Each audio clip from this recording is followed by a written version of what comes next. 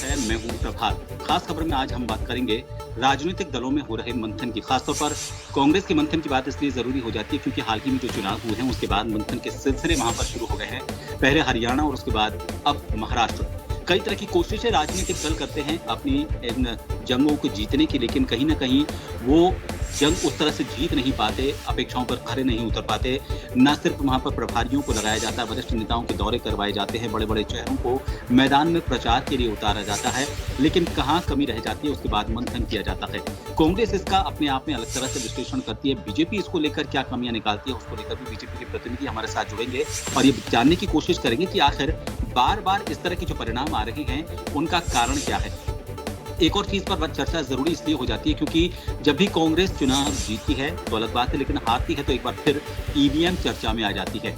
EVM को लेकर एक बार फिर चर्चा इसलिए शुरू हो गई है क्योंकि अपेक्षित परिणाम कई सीटों पर उन्हें मिले नहीं हैं। कुछ सबूत सामने रखकर उन्होंने ये बताने की कोशिश की है कि परिवार में जब 4 लोग हैं तो उस परिवार के खड़े हुए उम्मीदवार को सिर्फ 2 वोट कैसे मिल सकते हैं। खैर, ये जांच का विषय है, उसके बाद ही पता चल पाएगा, लेकिन जो भी मंथन किया जाएगा उस मंथन के बाद क्या वापस अपेक्षित परिणाम मिल पाएंगे? मंथन से क्या उस परिणाम तक, उस नतीजे तक पहुंच पाएंगे जिसके बाद जो अपेक्षित परिणाम वो चाहते हैं वो अपेक्षित परिणाम जो राजनीतिक दलों को मिले। खासतौर पर कांग्रेस की हम इसलिए बात करें क्योंकि कांग्रेस ने हाल ही में महाविकास अघाड़ी के साथ मिलकर जो कोशिशें की थी महाराष्ट्र में अपनी वापसी की, वो कामयाब नहीं हो पाई। क्या कारण रहे हैं, किस तरह के कारण रहे हैं? क्या राज्य स्तर पर नेताओं की कमी रही है या फिर केंद्रीय स्तर पर जो बड़े चेहरे थे जिन्होंने यहाँ पर कमान संभाली थी उन्होंने किसी तरह की कोई कमी छोड़ दी, या फिर सामंजस्य की किसी तरह की कोई कमी रही है जिसकी वजह से वो अपेक्षित परिणाम उनको नहीं मिल पाए हैं? हमारे साथ जो प्रतिनिधि जुड़े हैं उन सबसे पहले आपका परिचय करवा देते हैं। कांग्रेस से हमारे साथ नितिन सारस्वत जी अपना पक्ष रखने के लिए हमारे साथ इस चर्चा में जुड़े हैं। बीजेपी से पंकज मीना जी हमारे साथ कुछ देर में इस चर्चा का हिस्सा होंगे, उनसे भी बात करेंगे। नितिन जी हमारे साथ जुड़ चुके हैं। चर्चा की शुरुआत इसलिए कांग्रेस से करना जरूरी है क्योंकि बात कांग्रेस के मंथन को लेकर ही हो रही है। नितिन जी, कांग्रेस ने वापस मंथन के दौर शुरू कर दिए हैं। एक एक पॉइंट पर हम जाने की इसलिए कोशिश करेंगे और इसको मुझे लगता है कि कांग्रेस को या किसी भी राजनीतिक दल को जब चर्चा होती है तो उसमें जो कमियां निकाली जाती हैं उनको नेगेटिव भी नहीं लेना चाहिए, क्योंकि कुछ कमियां आपको नजर आएंगी, कुछ दूसरे राजनीतिक दल जो आपके विपक्षी होने के नाते आपकी कमियों को सामने रखेंगे। ये अच्छी बात है। मैं तो कहता हूं कि जो आपकी कमियों को सामने रखता है वो तो आपका सबसे बड़ा हितैषी है। आपने अब तक जो मंथन किया है, क्या आपको कमियां नजर आई कि पहले हरियाणा और उसके बाद अब महाराष्ट्र हाथ से निकल गया? देखिए, आज सबसे पहले जो हमारे माननीय अध्यक्ष हैं खड़गे जी ने, आज आपने सुना उन्होंने अपना वक्तव्य जो शुरू किया। आज सीडब्ल्यूसी की हमारी महत्वपूर्ण बैठक थी, जो जो झारखंड और क्या नाम से महाराष्ट्र के चुनाव के बाद में जो परिस्थितियां हुई और पहले उससे पहले हरियाणा का चुनाव था।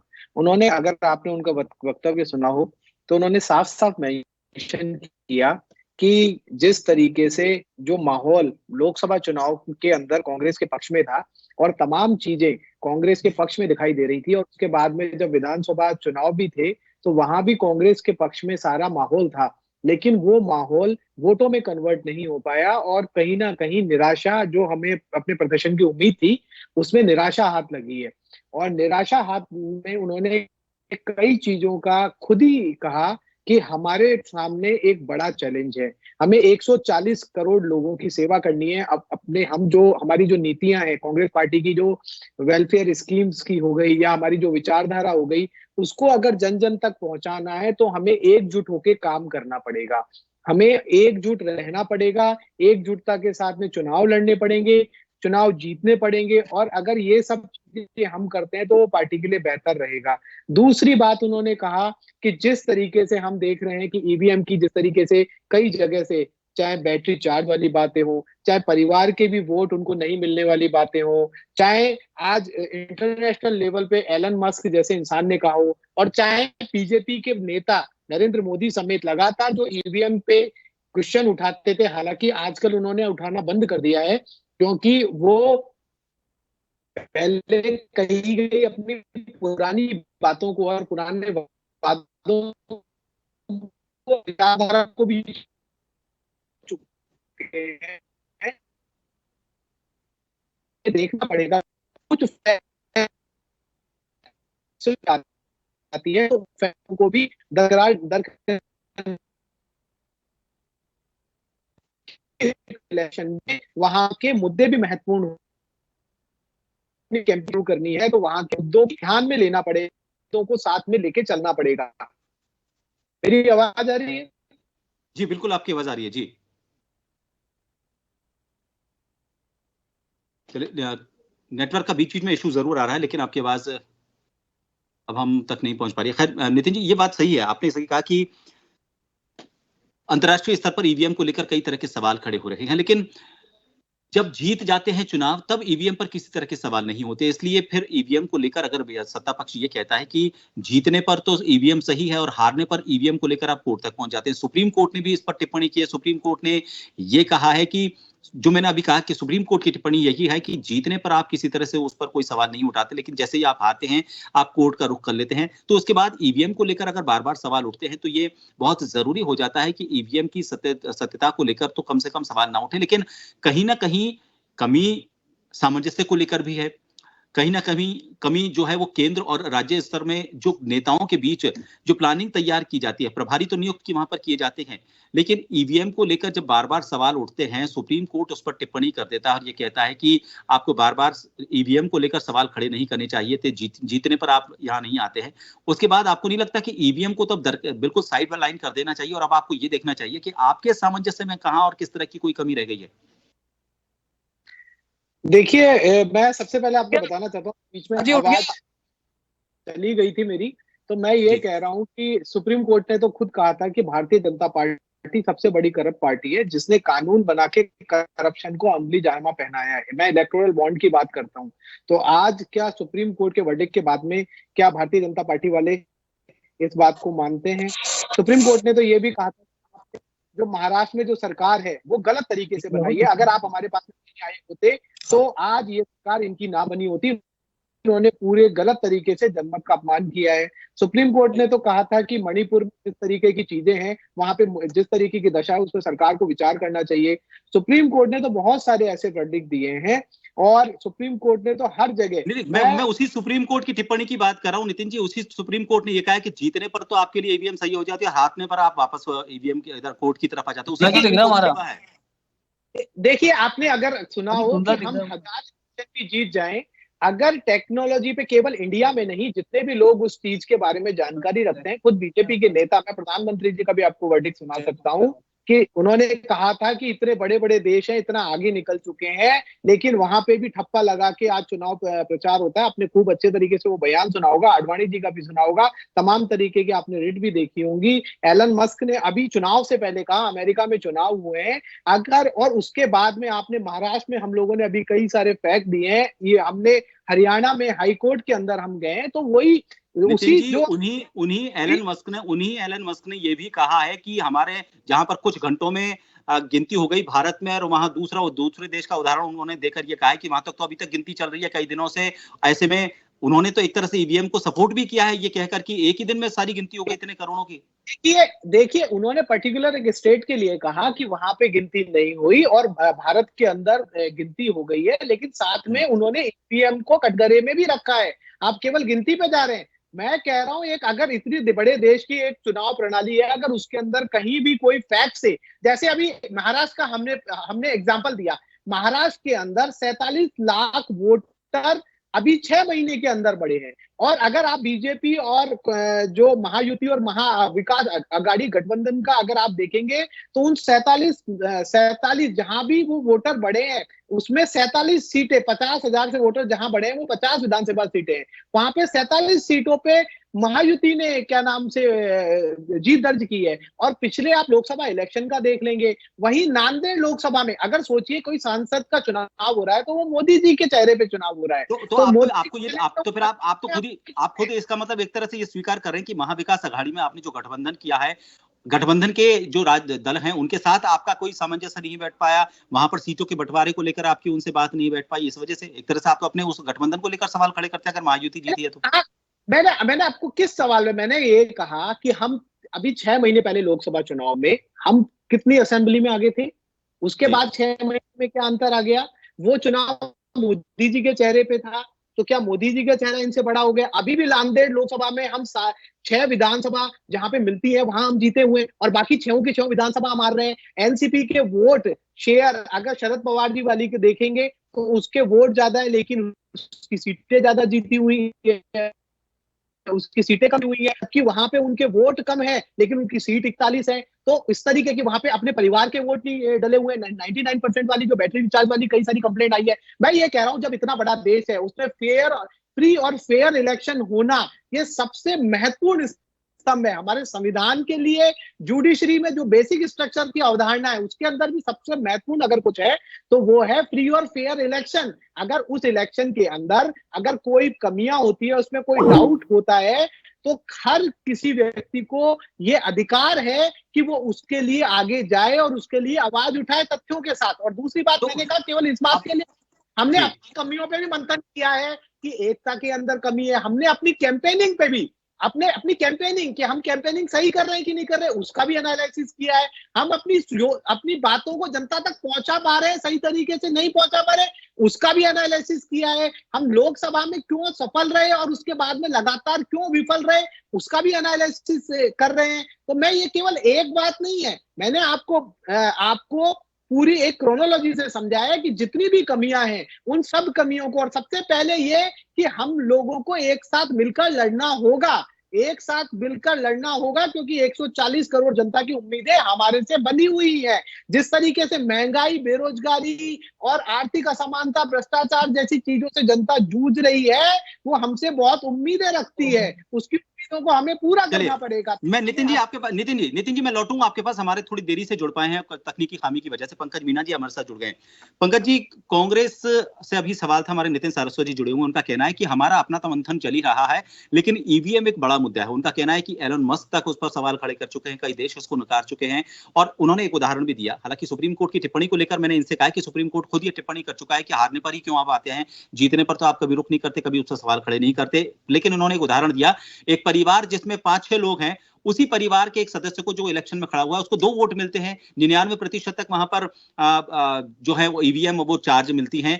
इनका ये कहना है कि हम मंथन तो कर ही रहे हैं, लेकिन एक सवाल इस पर भी खड़ा होता है। पंकज जी देखिए, आज कांग्रेस ने जो मंथन करना प्रारंभ किया, इसमें जो कांग्रेस के राष्ट्रीय अध्यक्ष खड़गे जी, उन्होंने अपने प्रारंभिक भाषण में 3 बातें महत्वपूर्ण बोली है। उन्होंने कहा कि पार्टी गुटबंदियों में बटी हुई है। उन्होंने कहा कि पार्टी में अनुशासन बनाने की जरूरत है, अनुशासन खत्म हो गया है। और तीसरी जो महत्वपूर्ण चीज है, मैं ये समझता हूं कि कांग्रेस को अगर हम पिछले 12-13 साल से देखें तो ये धरातल पे तो इनका संपर्क खत्म हो गया है, पर साथ में ये एक फेक नैरेटिव के अंदर एक झूठ की राजनीति करना चाहती है और ये झूठ के दम पे जिंदा रहना चाहती है। मैं आपको याद दिलाऊं, अगर पिछले हम 10-12 साल का रिकॉर्ड देखें तो कांग्रेस धीरे धीरे रसतल में जाती जा रही है। एक थोड़ा सा लोकसभा चुनाव के अंदर इनको कुछ प्रशंसा वाली सीटें मिली थी, 85 सीट 90 पे आ गए थे। और उसका एक बड़ा कारण ये था कि इन्होंने धरातल पे एक झूठ बोला और बोला कि सब बीजेपी सत्ता में आई तो संविधान बदल देगी और आरक्षण खतरे में है। पर जो ही भारतीय जनता पार्टी ने ये आरक्षण खतरे में है और संविधान बदलने के झूठे नैरेटिव के ऊपर वार करना शुरू किया तो कांग्रेस मैदान में से गायब हो गई। और मैं समझता हूं कि अभी भी मतलब इतना चोट खाने के बाद भी कांग्रेस के लोग जो हैं वो अभी भी समझ नहीं रहे हैं, वो अभी भी वो झूठ की राजनीति और फेक नैरेटिव के अंदर काम करना चाहते हैं। मैं आपके चैनल के माध्यम से तमाम कांग्रेस के नेताओं को एक आग्रह करना चाहूंगा कि ये ईवीएम के ऊपर शिकायत करते हैं, क्या जब भी चुनाव होते हैं चुनाव आयोग इनको बाकायदा चिट्ठी देके ईवीएम को चेक करने के लिए नहीं बुलाता? क्या जब भी चुनाव आयोग ने ईवीएम को चेक करने के लिए, टेस्ट करने के लिए बुलाया इनको, तो ये एक बार भी मौजूद हुए क्या? क्या पिछले 20 साल के अंदर ये ईवीएम को एक बार भी टेक्निकल रूप से गलत साबित कर पाए क्या? केवल और केवल झूठ बोल के, और झूठ भी किस प्रकार का कि साहब 5 वोट से 2 ही पड़े। अरे तो 5 में से उस परिवार के लोग हैं वो अपने परिवार के कांग्रेस के सिंबल पे विश्वास नहीं करते, वही 5 में से 3 लोग भारतीय जनता पार्टी के सिंबल पे विश्वास करते हैं, कांग्रेस के सिंबल पे विश्वास नहीं करते, तो वोट क्यों देंगे वो लोग? तो ये सीधा सीधा इनकी झूठ बोलो और लूट करो की राजनीति है जिसको देश की जनता नकार चुकी है। बार बार इनको चोट खाने के बावजूद भी समझ में नहीं आता। हरियाणा के अंदर जिस प्रकार से इन्होंने एक केवल जाति विशेष की, परिवार की राजनीति करने की कोशिश की, उसका परिणाम दिया जनता ने। और आज मजे की बात देखिए, केवल हरियाणा ही नहीं है जहां ये परिवार की राजनीति करते हैं। आज इनका सौभाग्य से कहिए, दुर्भाग्य से कहिए, गांधी परिवार के तीसरे व्यक्ति ने कल शपथ ली है संसद के अंदर। आप ये देखिए, एक ही परिवार के 3-3 लोग संसद में शपथ ले रहे हैं और 3 लोग लाइन में खड़े हैं। वो रॉबर्ट वाड्रा साहब का एक वीडियो आया कि मैं जनता की बहुत सेवा कर रहा हूँ और मौका मिलेगा तो मैं भी संसद में जाऊंगा। आ जाइए साहब, आ जाइए। उसके बाद में वो रेहान वाड्रा भी साहब भी लाइन में खड़े हैं। वो भी आजकल बड़े खादी के कुर्ते पहन के मीडिया में फोटो खिंचवाते रहते हैं। तो मुझे ही लगता है कांग्रेस पार्टी ना रह के एक प्राइवेट लिमिटेड कंसर्न रह गई है, एक प्राइवेट लिमिटेड कंपनी रह गई है, जिसके 3 लोग का डायरेक्टर मौजूद है और 3 और आने को आतुर है मंथन करने में। जी, नितिन जी से इसका जवाब भी ले लेता हूँ, काउंटर भी लेता हूँ। नितिन जी, मेरा एक सवाल भी मैं इसमें जोड़ना चाहूंगा। देखिए, क्या लग रहा है, जिस तरह की जो मंथन में जो चीजें निकलकर सामने आई हैं, खड़गे जी ने जिस तरह के इशारे किए हैं, जैसा अभी पंकज जी ने भी बताया कि अभी एक साथ नहीं है, गुटों में बटे हुए हैं। गुटों का मतलब, उनका ये कहने का मतलब था, जो मैंने आपसे पहले भी सवाल किया था सामंजस्य को लेकर, और एक अनुशासन। ये बात जरूर है, किसी भी पार्टी का एक अंदरूनी अनुशासन होता है। उस अनुशासन के तहत अगर मान लीजिए आपस में किसी तरह की कोई चीज है, वो अंदर ही अंदर निपटाने की कोशिश की जाती है वनस्पति के, कि उसको सोशल या डिजिटल मीडिया या फिर दूसरे माध्यमों के जरिए उसको अपने परिवार के अंदर से उसको बाहर निकाल कर लेकर आया जाए। अनुशासन और गुटों में बंटना, ये 2 बड़ी वजह रही हैं, जहां पर चाहे हरियाणा की बात करें या फिर अब महाराष्ट्र की बात करें। देखिए, मैं सबसे पहले प्रभात जी बताना चाहता हूं कि अभी मेरे साथी प्रवक्ता ने कहा कि क्या नाम से संविधान बदल देंगे वाली अफवाह उड़ाई। तो आपको बहुत अच्छी तरह पता होगा कि संविधान बदल देंगे ये बीजेपी के जो सांसद थे और या जिनको टिकटें मिली, आपने ये तो मान लिया उन्होंने कहा, लेकिन क्या संभव है? क्या प्लीज संभव है? क्या मेरी बात समझिए ना, एक बार आप कंप्लीट करने दीजिए ना, उसके बाद में आप आर्गुमेंट करना। मैं ये कह रहा हूं कि अगर कोई जो सांसद है और या जिसको सांसद की टिकट मिल रही है, और वो केवल एक ही क्षेत्र से नहीं, पूरे देश में, अगर वो लगातार कहते जा रहे हैं और लगातार उस चीज को प्रोपोगेट करते जा रहे हैं, और अगर वो कर रहे हैं ये बात कह के कि हमें 400 सीट चाहिए क्योंकि हमें संविधान बदलना है, तो ये बात है,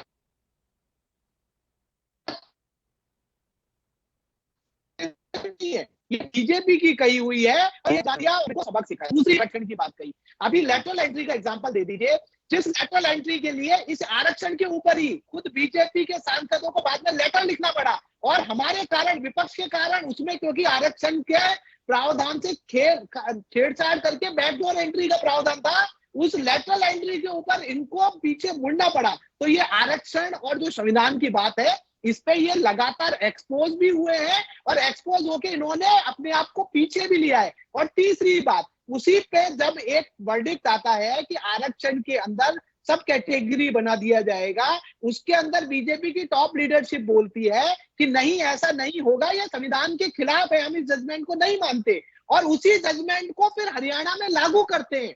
सोचिए आप, अब ये मीडिया कभी नहीं उठाता, नरेंद्र मोदी जी जिसके लिए बयान देते हैं कि ऐसा नहीं करेंगे, उसी चीज को हरियाणा में लागू किया जाता है। तो इनकी कथनी और करनी में क्या अंतर है, ये पूरी दुनिया जानती है, पूरी देश की जनता जानती है। क्या क्या इन्होंने लुभावने वादे किए थे, 2022 तक कर देंगे, 24 तक कर देंगे, उनमें से एक एक चीजें पूरी नहीं हुई है। मैं बार बार वो कहने की जरूरत नहीं है, सब जानते हैं। दूसरी बात इन्होंने कही चुनाव आयोग की।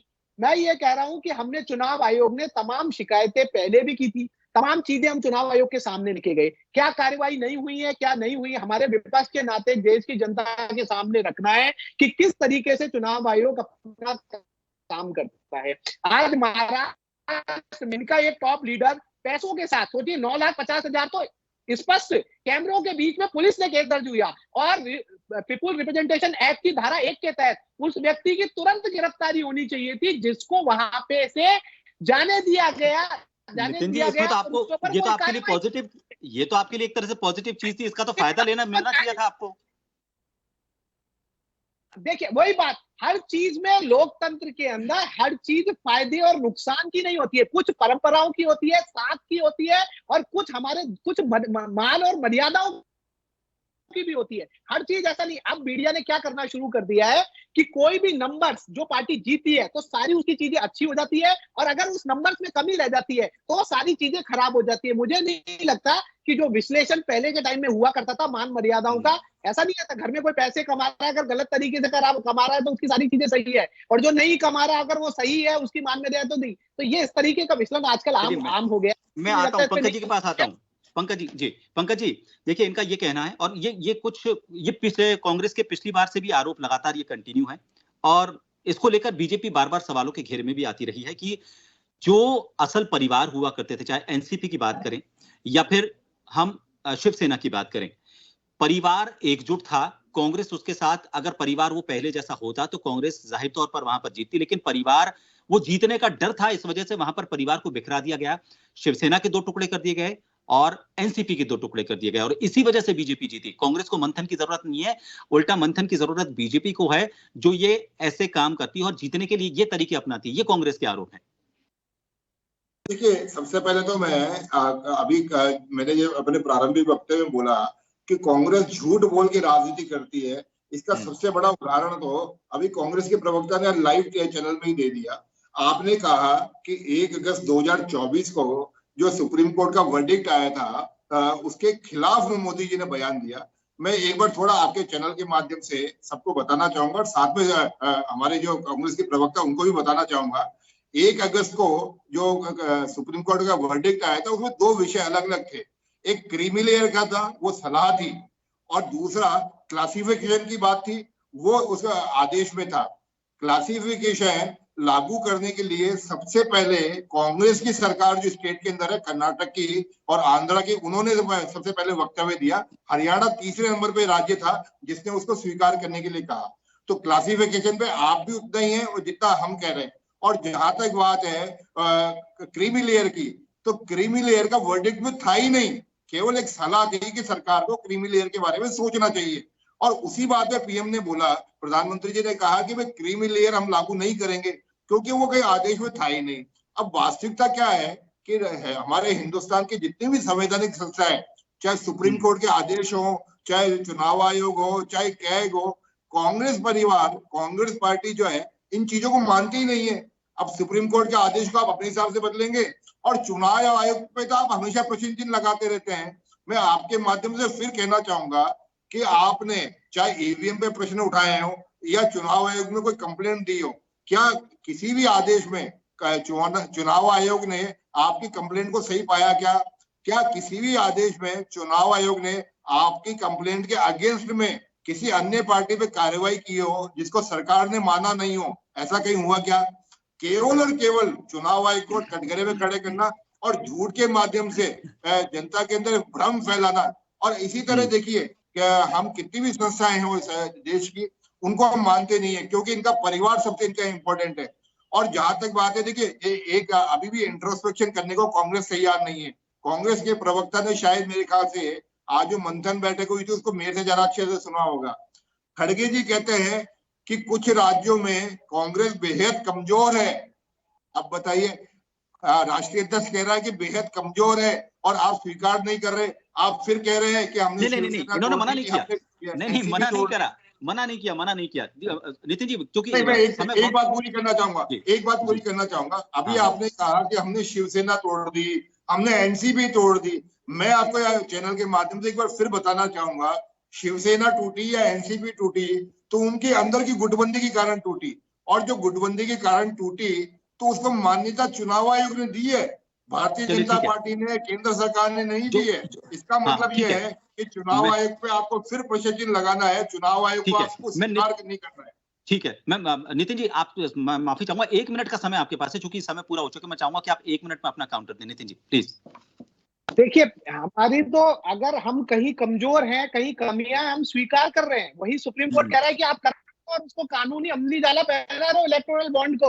और आपको ये भी बोला उन्होंने कि ये जो ताकतें हैं ना वो बढ़ती जा रही है, जो देश के लिए नुकसान करने वाली है, जो भ्रष्टाचार को बढ़ावा देने वाली है। ये अजीत पवार के लिए कहा करते थे कि चक्की पीसेंगे और उनको फाइनेंस देख के बैठे हुए हैं। तमाम ऐसे कांग्रेस के लोगों को ये भर के बैठे हुए हैं। जो आज बीजेपी में भी यही बातें होती है, जो कांग्रेस मुक्त भारत की बात करते हैं, वो बिना कांग्रेस के अपनी पार्टी भी नहीं चला पा रहे हैं। और दूसरी बात, ये हम तो चलो कहीं कमजोर हो सकते हैं, आप तो बहुत सारे स्टेटों से गायब हो, आज तक भी आजादी के बाद में भी वहां पे आज भी कुछ नहीं कर पा रहे हो। वहां पे आपको भगा के दूर रखा हुआ है उन लोगों ने। इसी देश बहुत सारे राज्य हैं, तो हमें क्या सीखने की आपको। चलिए नितिन जी, बिल्कुल देखिए, मैं जनता आपके ऊपर भी नजर। जी मैं माफी चाहूंगा क्योंकि समय पूरा हो चुका है, लेकिन ये बात सही है, देखिए मंथन जो हुआ है जरूरी भी है, लेकिन अब इस मंथन के बाद क्या कड़ी कार्रवाई होगी ये भी देखने वाली बात है। ये सिर्फ कांग्रेस से बीजेपी की बात नहीं है, कोई भी राजनीतिक दल अगर उसमें किसी तरह का कोई गुटबाजी है, अनुशासनहीनता है, वहां पर उनकी बातों को सुना नहीं जाता, मुद्दों को सही तरीके से पेश नहीं किया जा रहा, फेक नैरेटिव अगर फैलाया जा रहा है किसी भी राजनीतिक दल की तरफ से, चाहे राजनीतिक दल की तरफ से नहीं फैलाया जा रहा है, लेकिन उसके किसी प्रतिनिधि की तरफ से वहां पर किसी राजनीतिक मंच का इस्तेमाल करते हुए फेक नैरेटिव अगर फैलाया जा रहा है, मुझे लगता है इन सभी चीजों पर ध्यान देते हुए राजनीतिक दलों को आगे बढ़ना होगा। मंथन करना इसलिए जरूरी है कि आज नहीं तो कल मंथन के बाद कोई अच्छा परिणाम निकल कर आएगा और उसका अच्छे परिणाम के बलबूते आप उस राज्य में, उस देश में वापस सत्ता पर काबिज हो पाएंगे। बहुत बहुत जरूरी ये भी हो जाता है कि इस मंथन के साथ आप अपनी राजनीतिक जो शुचिता है उसको कायम रखें। बहुत बहुत शुक्रिया आप दोनों का हमसे इस चर्चा में जुड़ने के लिए। खास खबरों में इतना ही, नमस्कार।